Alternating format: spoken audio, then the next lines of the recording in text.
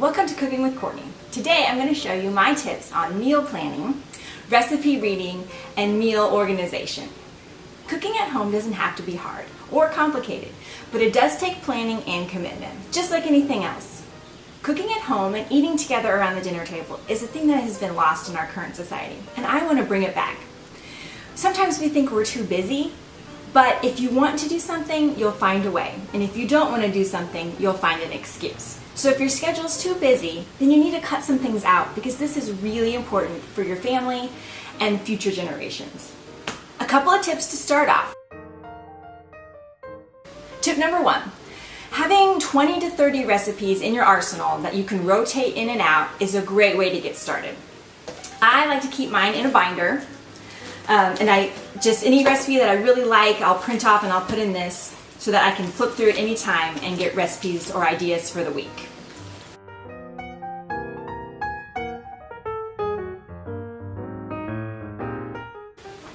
Another tip is if you really enjoy a particular meal, have it once a week. So let's say like Taco Tuesday or Spaghetti Friday. Something that you enjoy and that's easy to make and that you can add in. Tip number 3 is to look at your schedule each week to see which days are busier and plan easier meals for those days. Cooking at home can add a lot of extra cleanup that you're not used to. So one of my things that I like to do is just always be cleaning. So if there's a break in my meal prep, I'll wash those dishes or I'll set things out. So that way at the end of my meal, I don't have a sink full of dishes. I just have the plates that we ate on.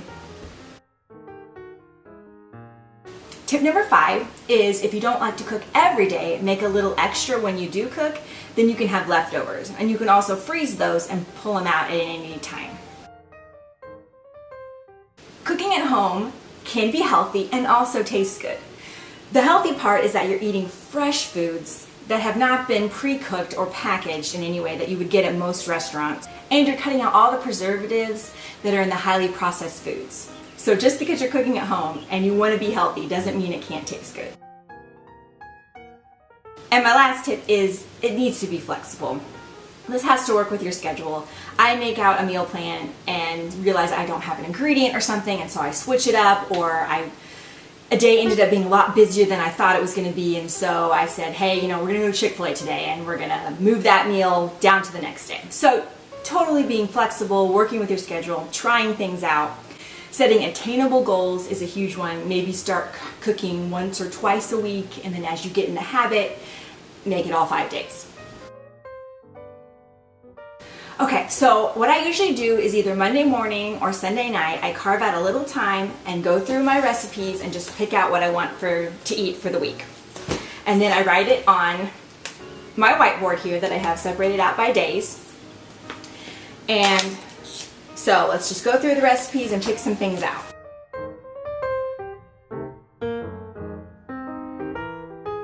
So I'm going to write out my meals for the week, and on Friday, our family usually goes to this Mexican restaurant by our house. And this particular Sunday, my husband and I are going on vacation, so I won't need a meal for that night. And then you can go back in and add side dishes or salads or things that you would like to add to those meals if you need more than just the main dish. The next thing I do is I look at the menu that I've made, and then I make my shopping list for that week. And so what I've done is created a shopping list that is a PDF that you can download. And for efficiency, I've separated out into categories of the store, because nothing to me is more frustrating than getting all the way to the frozen section and realize I forgot something in produce and having to go all the way back. So this helps alleviate that, and also to help you not forget things. So what I'm going to do is I'm going to put out the things I need for my meals, for my dinners, and then I'll add in anything else I need, such as cleaning equipment or lunch items, breakfast items, snack items, things like that.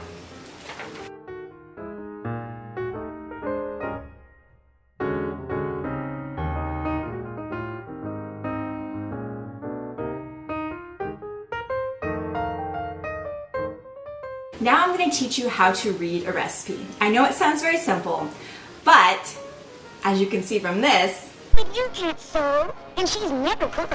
Oh, it's simple. All you do is follow the book. Flour, 3 cups. Cups. Oh,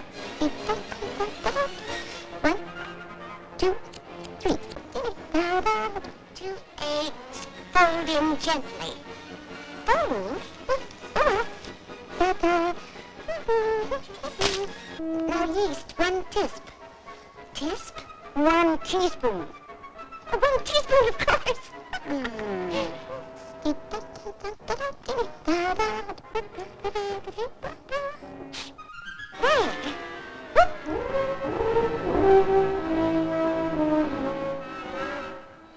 Well, what do you think of it? Why, it's a very unusual cake, isn't it?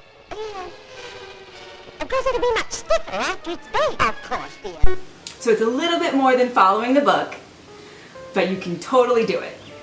You just need to understand how to read it, and then you're good to go. So the first thing I'm going to do is I'm going to read through the entire recipe and see if there's any terms that I don't recognize, or to see if there's any specific tools that I'm going to need.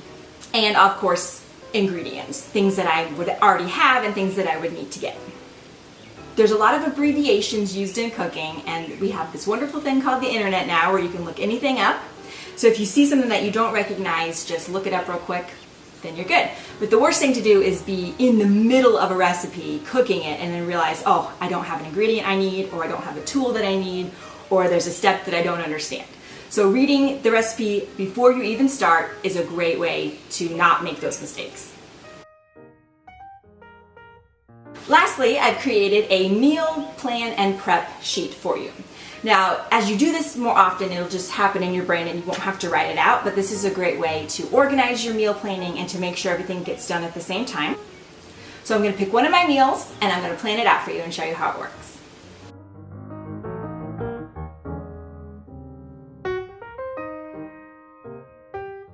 Okay, so for this meal, I'm not having a salad. My main dish is fried chicken and gravy. My side dishes are coleslaw, green beans, and applesauce. The tools I'm going to need is a food processor for the coleslaw and the other things I have, like a frying pan and stuff. Then I'm going to list out the things that I'm going to do. So I'm going to thaw my chicken and make my coleslaw, and I can do that the day before or earlier in the day. And then I'm going to heat my oil, cut up the chicken, and so on. And you just follow through with the recipe, adding in some cleaning times. And you'll also notice that I've mixed in preparing my side dishes with the main dish so that they all get done at the same time. I hope that these tips give you the confidence to be able to try cooking at home and spending time with your family around the dinner table, having conversations, making memories. And cooking at home doesn't have to be hard. It just has to be planned. Thanks for watching.